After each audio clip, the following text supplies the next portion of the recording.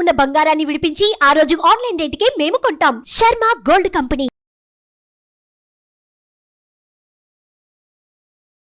నమస్కారం డాక్టర్ ప్రదీప్ జోషి గారు. శ్రీమాత్రే. ఒక మనిషికి మరణం సంభవించేటప్పుడు ఏ విధంగా అనిపిస్తుందండి? అంటే దానికి పర్టికులర్గా వేదిక్ నాలెడ్జ్ ఏమైనా చెప్తుందా ఈ విధంగా ఉంటుంది అని ఎలా తెలుస్తుంది? శ్రీ గురుభ్యో నమః. శ్రీమాత్రే నమః. మీరు మరణం గురించి అడుగుతున్నారు. ఎందుకోసమంటే ఈ సృష్టిలో ప్రాకృతికంగా జరిగేటివి జననము, మరణం. ఈ ప్రపంచంలో మనం ఎవరమైనా సరే ఇవి రెండు తప్పకుండా మనకు నడిచేటివే. పుట్టడము, గిట్టడం, జననం, మరణం. మధ్యలో నడిచేదంతా ఒక డ్రామా, కర్మఫలం అనుభవించడం, ఆ తర్వాత మరణం. సో జన్మముకునుకు మరణముకు మధ్యన ఉండే జీవితాన్ని బట్టి మరణం నిశ్చయించబడుతుంది. చాలామంది అనుకుంటారు మనం ఎప్పుడు పుట్టాలో ఎప్పుడు మరణించాలో నిర్ణయించబడుతుంది అని అనుకుంటారు. జ్యోతిష్ శాస్త్ర ప్రకారంగా చెప్పాలి అని అంటే ఒక మనిషి పుట్టగానే ఆ మనిషికి ఎప్పుడు మరణం అనేటువంటిది పుట్టుకతో ఉన్నటువంటి కర్మఫలం బట్టి నిర్ణయించబడుతుంది. ఎప్పుడు మరణించాలో కూడా ఉంటుంది. కానీ ఈ జన్మలో చేసుకున్నటువంటి పాప పుణ్య కర్మలను బట్టి ఆ మరణము పెరగడమా, ఆ మరణం యొక్క లెంత్ పెరగడమా, సమయం పెరగడమా, లేకపోతే తగ్గడమా అనేది మన కర్మలు నిర్ణయిస్తాయి. మనం ఇహ జన్మలో మనం చేస్తున్న కర్మలు, మన తల్లిదండ్రుల ప్రోద్బలం కానివ్వండి, మన స్నేహితుల ప్రోద్బలం కానివ్వండి, దేనివల్ల అయినా సరే మనం ఎలాంటి మరణం పొందబోతున్నాము అనేది నిర్ణయిస్తుంది. మనిషి తన జీవితంలో ఎప్పుడు కూడా భగవంతుని ప్రార్థించాల్సింది ఏంటంటే వినాయాసేన మరణం, అంటే ఎలాంటి ప్రయాస లేకుండా మరణం, ప్రశాంతమైన మరణం దొరకాలని భగవంతుని కోరుకోవాలట. ఎందుకోసం అంటే ఒక్కొక్క వ్యక్తికి ఏర్పడ్డ మరణాన్ని బట్టి అతని యొక్క పూర్వజన్మ, అతని యొక్క పరజన్మ ఏంటి, మళ్ళీ ఏ జన్మ వస్తుంది అనేది కూడా మనకి ఆ మరణం బట్టి తెలుస్తుంది. అందుకోసం మనిషి చనిపోయే ముందు పరిస్థితి ఎలా ఉంటుంది అనేది చాలామందికి తెలియదు. దీనికి గ్రంథాల్లో గరుడ పురాణంలోను, భవిష్య పురాణంలోను, భవిష్యోత్తర పురాణంలోను, శ్రీమద్ భాగవతంలోను క్లియర్గా చెప్పారు. మనిషికి మరణ సమయం ఆసనప్పుడు ఎలా ఉంటుంది అని చెప్పారు. వాస్తవంగా మనకి ఈ డెత్ అనేటువంటిది చాలా ఉంటుంది. అకాల మరణం ఒకటి ఉంటుంది. అకాల మరణం అంటే ఏంటిది? Accidental death. అవును. అంటే అసలు మన ప్రమేయం ఉండదు, మనకు కనీసం కూడా తెలియదు.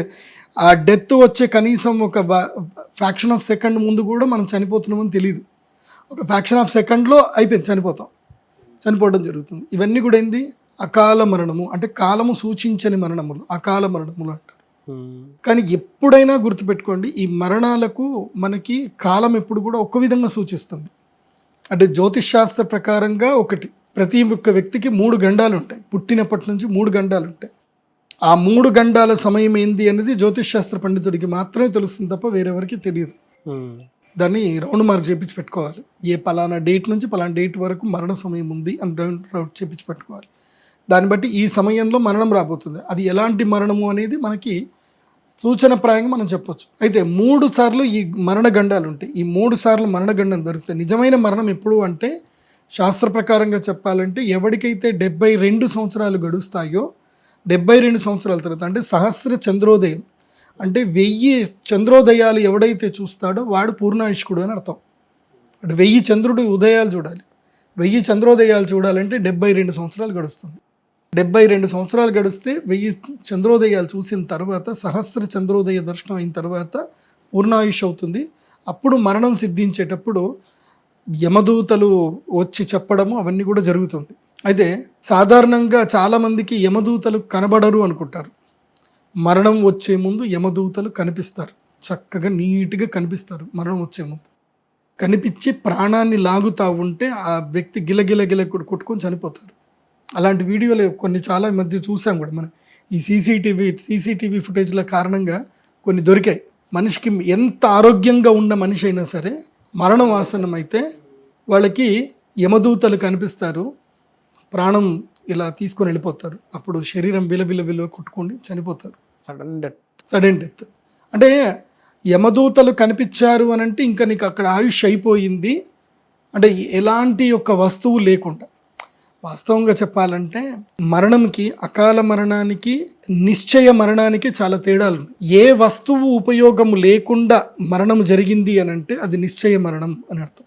అంటే కార్ యాక్సిడెంట్, లేకపోతే ఏదో ఒక వస్తువు మీద పడో, సడన్గా ఏదైనా రాయి దెబ్బలు తగిలియో, లేకపోతే ఎవరైనా విషం పెట్టి చంపడమో, లేకపోతే ఉరి తాడేసుకొని చనిపోవడము, ఇలా ఏది జరిగినా ఇవన్నీ కూడా ఏంటంటే అకాల మరణాల కిందకే లెక్క.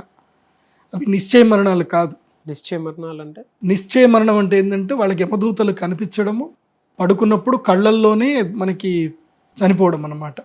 ఇప్పుడు కొంతమంది మహానుభావులు ఉంటారు, వాళ్ళకి వాళ్ళ మరణం ఎప్పుడు రాబోతుందో వాళ్ళకి తెలిసిపోతుంది, వాళ్ళకి సందేశం వచ్చేస్తుంది. కొంతమంది తపస్సు సంపన్నులకి, శ్రేష్ఠ సంపన్నులకి తెలిసిపోతుంది వాళ్ళు ఎప్పుడు చనిపోతారో, వాళ్ళకి డేట్తో సహాన్ని తెలిసిపోతాయి వాళ్ళకి ఎందుకోసం అంటే మీరు కారణ జన్ములై పుట్టారు, ఈ సమయానికి మీకు మరణం ఆసనం అవుతుంది, మీరు శరీరాన్ని వదిలేయాలి అని చెప్పి వాళ్ళకి డేట్ చెప్పేస్తారు. దానికి వాళ్ళందరూ కూడా ప్లాన్ ప్రిపేర్ చేసుకుని వాళ్ళు దానికి తగ్గట్టుగా వాళ్ళు చనిపోవడం జరుగుతుంది. నేను అలాంటి వ్యక్తిని నేను చూశాను. సాక్షాత్తు మా తాతగారు అన్నతాత అని చెప్పి ఉంటారనమాట, కాశీ విశ్వనాథం గారు అని చెప్పి. ఆయనకి మరణం ఆసనమైనప్పుడు మా అమ్మమ్మకి పిలిచి మరీ చెప్పారు, ఇంకా వాళ్ళు వచ్చారు, మీరు కొంచెంసేపు ఆగండి, నేను సంధ్యావందనం చేసుకోవాలని చెప్పేసానంటే మా అమ్మమ్మకి ఏం అర్థం కాలేదట. మా అమ్మ కూడా చూసింది అప్పుడు. మా అమ్మమ్మకి ఏం అర్థం కాలేదట. ఏంటి ఏం మాట్లాడుతున్నారు అంటే, టైం అయిపోయింది, దర్భచాప పరచు అని చెప్పేసానంటే దర్భచాప పరుచుకొని సంధ్యావందనం చేసుకొని మంచిగా భస్మము అన్నీ పెట్టేసుకొని ఆయన పడుకున్నాడట. ఇంకా నేను చనిపోతున్నాను, ఇంకా మీరేమి నా గురించి ఏడవకండి, బాధపడకండి, ఇదిగో వచ్చేసారు, నాకు దూతలు వచ్చేసారు, తీసుకెళ్ళడానికి వచ్చారు అని చెప్పి నేను దక్షిణానికి తల వేసి పడుకుంటున్నాను అని చెప్పి దక్షిణానికి తల పెట్టుకొని ఆయన దర్భలు వేసుకొని చక్కగా జంధ్యము అన్నీ కూడా చక్కగా చూసుకొని మంచి గంధం పెట్టుకొని తులసి తీర్థం చదివి శివనామస్మరణ చేసుకొని ఇక రండి అని చెప్పి వాళ్ళకి నమస్కారం పెట్టి ఆయన పడుకున్నాడు. నెక్స్ట్ ఒక 10 minutesలో చనిపోవడం జరిగింది. ఇది వాస్తవంగా జరిగిన విషయం ఇది. సో ఇప్పటికీ మా వంశస్థుల్లో కొంతమంది ఉన్నారు ఇవన్నీ కూడా తెలిసిన వాళ్ళు. మా గురువులు కూడా చాలామంది తెలిసిన వాళ్ళు ఉన్నారు. వాళ్ళకి మరణం ఎప్పుడు వచ్చిందో తెలిసిన గురువులు నాకు చాలామంది ఉన్నారు. వాళ్ళు నాకు చెప్పిన సందర్భం కూడా ఉంది, ఈ టైంకి నేను మరణిస్తాను, ఈ సమయం వరకు ఇక్కడ ఇవన్నీ తయారైపోవాలి. మా గురువుల వారు ఉన్నారు, ఆయన ఎప్పుడు చనిపోతారో ఆయనకు తెలిసింది. దానికి తగ్గట్టుగా ఆయన తిరుకొయిలూరు అని ఒక మంచి ప్రదేశం ఉంటుందన్నమాట. అక్కడ ఆయన బృందావనము సెట్ చేయించేసుకొని అన్నీ రెడీ చేయించేసుకున్నారు. నేను చనిపోతాను, ఈ టైంకి నేను అక్కడ తీసుకెళ్ళి నాకు అక్కడనే సమాధి, ప్రతిష్టాపన, బృందావనము అన్నీ అక్కడ చేయాలని చెప్పారు. అందుకే మన జీవితంలో మనం ఎంత ఉన్నతమైన జీవనాన్ని గడిపాము అని మనకు చెప్పేది ఏంటి తెలుసా? మన మరణమే. మరణాన్ని బట్టి అతని యొక్క జీవితం ఎట్లా ఉంది, ఏం కథ అని మనం చెప్పొచ్చు. మరణం చాలా గొప్పనైనటువంటిది. ఒక వ్యక్తి సడన్గా అకాల మరణం చెందాడు అని అంటే అతని కర్మఫలం బాగా లేదు అని అర్థం. ఆ కర్మఫలాన్ని బట్టి అతను అకాల మరణం చెందాడు అని మనము చేసుకోవచ్చు. ఆ తర్వాత ఈ మధ్యన ఏదో సినిమాలు వచ్చింది, బలగం సినిమాలో చాలా చక్కగా వివరించారు. నేనైతే ఆ సినిమా చూసి నేనైతే ఏడ్చేశాను. మా నాన్నగారు గుర్తుకొచ్చి నేను చాలా ఏడ్చేశాను. మా ఇంట్లో కూడా మరణం జరిగింది, మా అక్క చనిపోయింది, తర్వాత మా నాన్నగారు కూడా చనిపోయారు కదా. చూసిన తర్వాత నాకు విపరీతంగా ఏడిపించింది. దాంట్లో కాకి ముట్టకపోతే ఊరోళ్ళందరూ తిడతారనమాట, ఎంత పాపాత్ములరా, మీరు ఏం చేశారా, కాకి ముట్టట్లేదు, ఆ జీవికి ఏం పాపం ఉందో, ఏం కోరిక ఉందో తీరట్లేదు అని చెప్పేసాను. ఎందుకోసం అంటే ఈ మరణించిన తర్వాత కూడా మనిషి యొక్క ఆత్మ 12 రోజులు భూమి మీదనే ఉంటుంది, ఆ ఇంటి చుట్టుపక్కనే ఉంటుంది. చాలామందికి అనుకుంటారు చనిపోయారు అయిపోయింది అనుకుంటారు. అసలు ఆ 12 రోజులు చాలా ఇంపార్టెంట్. అందరి జీవితాలు, ఆ కుటుంబ నిర్ణయాలు మొత్తం కూడా 12 రోజుల్లోనే తేలిపోతాయి. నేను ఎన్నో కుటుంబాలు చూశాను, ఇంట్లో ఒక ఇంపార్టెంట్ వ్యక్తి చనిపోయిన తర్వాత ఆ కుటుంబం మొత్తం విడిపోవడము, ఆస్తుల గురించి కొట్లాడుకోవడము, ఎన్నో కుటుంబాలు చూశాను. అంటే ఇంకా మరణించి ఆ వ్యక్తి ఉన్నంత వరకే బంధుత్వాలు, బాంధవ్యాలను కలుపుకొని ఉంటారు. వ్యక్తి మరణించిన తర్వాత ఇంకా కొట్లాడుకోవడం అనేది అన్నీ ఉంటాయి. అందుకోసం కాకి ముట్టదు అని ఎందుకోసం అంటారంటే ఇందుకోసమే. కాకి ముడితే ఏంటంటే ఆ కాకులకి ఏంటంటే ఒక సందేశాత్మక శక్తి ఉంటుంది. అవి ప్రకృతిలో ఉన్నటువంటి ఆత్మల్ని అవి చూడగలుగుతాయి, పసిగట్టగలుగుతాయి అవి. అందుకోసం కాకి ఇంటి మీదకి వస్తే ఎవరో చుట్టాలు వస్తున్నారని తెలుస్తుంది అని. ఎందుకోసం అంటే మనకి ఎవరైనా ఆప్తులు, బంధువులు వచ్చేది ఉంటే కాకి చెప్తుంది.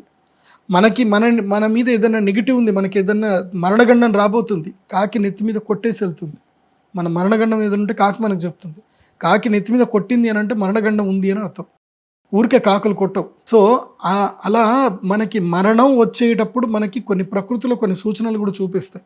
ముఖ్యంగా ప్రతి ఒక్క రోజు ఈ వీడియో మీరు ఎంత చూసి మీరు ఏం తెలుసుకున్నారో ఒక్కసారి ఆలోచించండి. మన జీవితము మనం ఎంత బాగా బతికాము అనేది మన మరణమే మనకు చూపిస్తుంది. బాగా గుర్తుపెట్టుకోండి.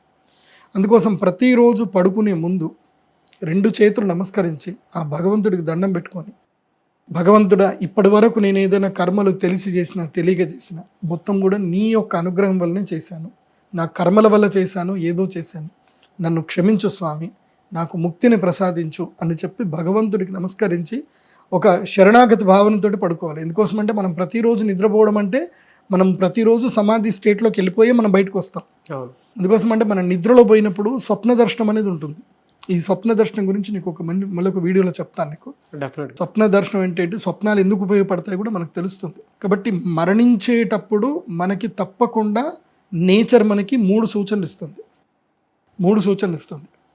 ఎవరైనా ఒకళ్ళు అంటే అందుకోసం మనకి కొన్ని శకునాలని చెప్తారు. మనం ఇంటి నుంచి బయటకు వెళ్ళేటప్పుడు మనకి మగవాళ్ళకైతే ఎడమ కన్ను అదరకూడదు, ఆడవాళ్ళకైతే కుడి కన్ను అదరకూడదు. సో కుడి కన్ను అదిరిందా అంటే అది మంచి టైం కాదు, వెళ్ళకూడదు అని అర్థం. సో మీరు ఇంటికి బయటకు వెళుతూనే ఏదైనా బ్యాడ్ స్మెల్ రావడము, ఎవరైనా అన్నంని కానీ ఏదైనా తీసుకొని అంటే ఏవైతే కనుక నిషిద్ధ పదార్థాలు ఇవన్నీ కూడా తీసుకొని ఎవరైనా ఎదురు రావడము, సో పోయేటప్పుడు ఎవరైనా సరే ఏమైనా చెడు మాటలు మాట్లాడడము, ఇవన్నీ ఏమైనా జరిగినట్టు అనిపించింది అనుకోండి, వెంటనే ప్రయాణం ఆపేయాలి, కూర్చోవాలి. ఇంటికి వచ్చి మళ్ళీ కూర్చొని 3 సార్లు వనమాలి గదీశాంకి శంకి చక్రీ చనందకి శ్రీమన్నారాయణో విష్ణుర్ వాసుదేవోభిరక్షతు అని ఈ శ్లోకాన్ని ఒక 3 సార్లు చదువుకొని రామ రామ రామ అనుకుంటూ ప్రయాణం స్టార్ట్ చేయాలి. లేదంటే ఏ పనులు జరగవు. అదేవిధంగా మరణగండం కూడా వచ్చే అవకాశం ఉంటుంది. ఇలా యమదూతలు నిజంగా కనిపిస్తారు కూడా. చాలామంది అనుకుంటారు యమదూతలు కనిపివ్వరు అనుకుంటారు, కనిపిస్తారు. మా నాన్నగారు చనిపోయినప్పుడు నేను చూశాను, నేను యమదూతల్ని నా కళ్ళతో చూశాను. Thank you sir. Thank you so much doctor Pradeep Joshi గారు. శ్రీమంత్.